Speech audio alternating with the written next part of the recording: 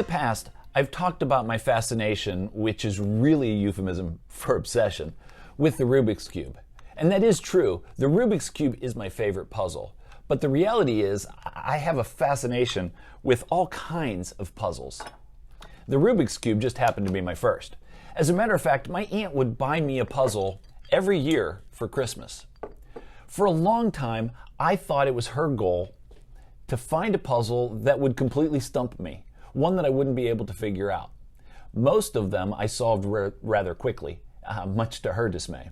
But it wasn't until much later that I realized that she was simply trying to find a puzzle that would challenge me for a while.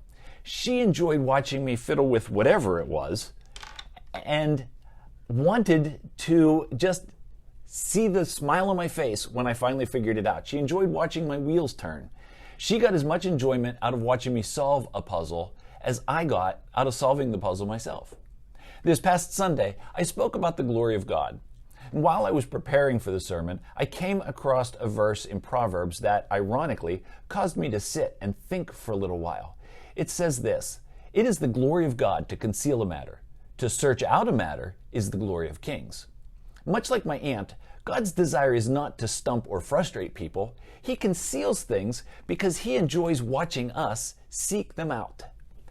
When you play hide and seek with a child, your goal, hopefully, is not to be impossible for them to find. Actually, you probably don't hide very well at all because you want to be found and you celebrate with them when you are found. You make a big deal about how good a job they did at finding you. God is glorified as we seek Him out, as we chase after Him, as we discover more about Him. God is glorified when we realize how precious He is and He becomes our priority.